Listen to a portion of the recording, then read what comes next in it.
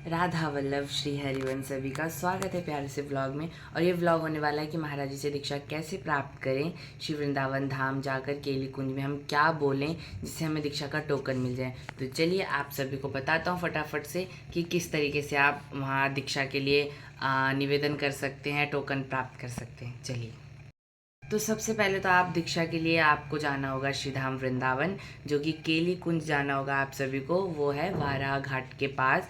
आप वृंदावन पहुंचेंगे तो रिक्शे वालों से पूछ ले बोलिएगा कि हमें वाराह घाट केली कुंज के पास जाना है, तो वो आपको केली कुंज पर ही उतार देंगे। तो वहाँ से आपको क्या करना है, वहाँ पर काउंटर होते हैं, वहाँ पर बैठे होते हैं परिकर महाराज जी के, जो आप सभी को दीक्षा के बारे में या टोकन के बारे में एकांतिक दर्शन, एकांतिक वार्तालाप या जो भी आपके क्वेश्चन है वो आप किस तरीके से वहाँ कर सकते हो, टोकन कैसे प्राप्त कर सकते हो, वो आपको वहाँ से बता देंगे। फिर वहाँ आप जाके पूछना कि हमें दीक्षा के लिए निवेदन करना है, तो हम कैसे कर सकते हैं। तो वो आपको अंदर जाने देंगे। वहाँ पर लाइन लगी होगी, जो जिनके टोकन बन चुके हैं पहले से वो अलग, और आपके टोकन नहीं है तो वो आपकी लाइन अलग लगवाएंगे।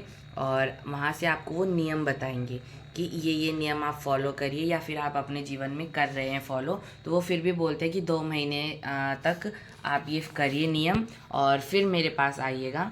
तो 2 महीने बाद वो फिर बुलाते हैं, तो वो आपकी होती है प्रथम उपस्थिति।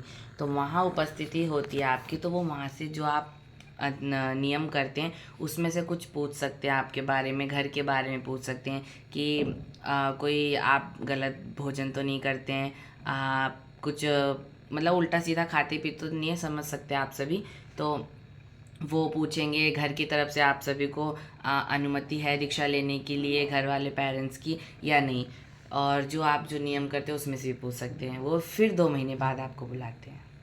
इसी तरीके से आपको वो 2-3 बार, 4 उपस्थिति, 3 उपस्थिति या 5 उपस्थिति भी हो जाती हैं, वो आपको बुलाते रहते हैं। हर 2 महीने का वो टाइम देते हैं कि ये नियम अच्छे से करिए।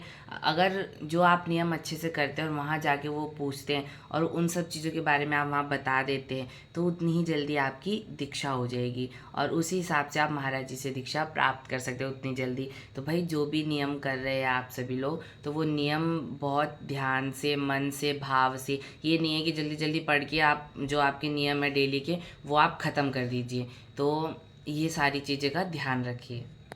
आते हैं कि हमें नियम वहाँ से क्या क्या मिलते हैं। तो सबसे पहले तो आपको डेली 11 माला करनी होती है राधा वल्लभ श्री हरिवंश नाम की। डेली आपको कम से कम 11 माला करनी है डेली।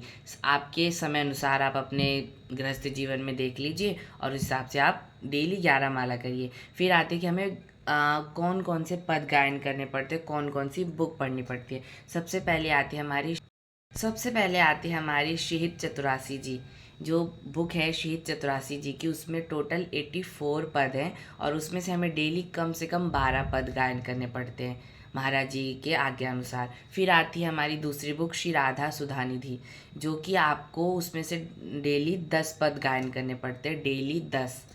तो अर्थ के साथ करने होते हैं। और जो है शहीद चतुरासी जी है उसमें आपको अर्थ के साथ नहीं पढ़ना है, सिर्फ और सिर्फ जो संस्कृत में पद है आपको वही करना है। और जो हमारी सेकंड बुक है श्री राधा सुधा निधि, उसमें आपको पद अर्थ के साथ पढ़ने हैं। फिर आती है हमारी तीसरी बुक जिसको कहते हैं हम शहीद सेवक वाणी।